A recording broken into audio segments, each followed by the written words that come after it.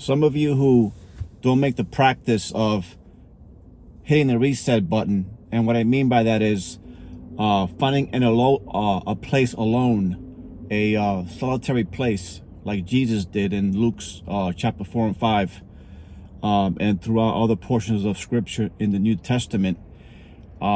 Jesus found it necessary to come to the Father in prayer in a solitary place, alone somewhere without any distractions.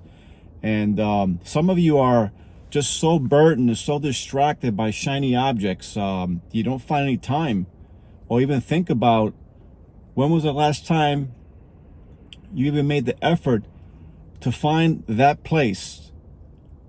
For me, it's a lot of times it's right here. It's in my car. I've done it for years. Doesn't have to be for you, but you have to find a spot, a place where you can be alone with God in prayer and in the Scriptures, to hit that spiritual reset button so that you can walk in victory with Christ. I think, unfortunately, some of you will only do that when you're in dire need of something, or you get bad news, and that's not the model that Jesus portrayed in finding continually every day that solitary place. So I want you to think about that.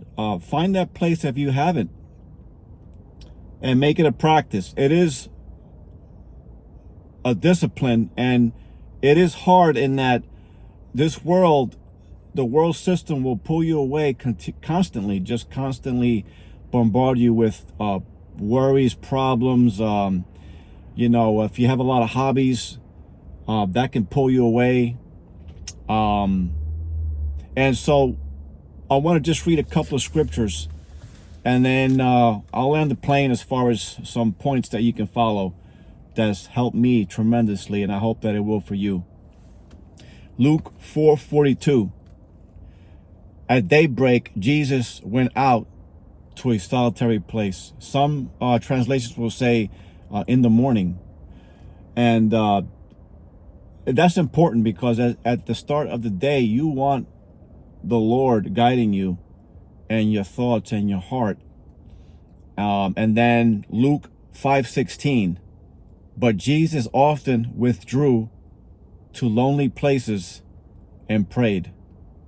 Again, some translations will say to a solitary place, a certain place. And so my encouragement to you is, take the time and make the effort to do that. It's so important for our spiritual strength and our spiritual peace. And so the key points here and the takeaway is solitude, privacy, and restoration.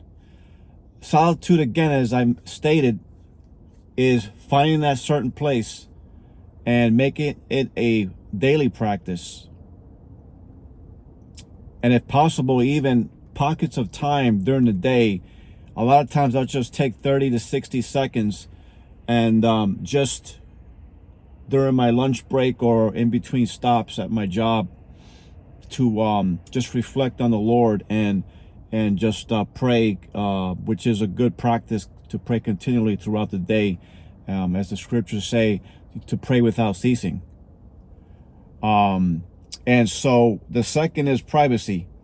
As you find that solitary place, then you'll be in a place of not being distracted and having that privacy and alone time with the Lord and communing with Him. Then last is restoration. And so in doing these things, you will be restored and refreshed and hitting that reset button that's so necessary, so that we don't forget why we're even here. So I hope that helps. God bless. Until the next time.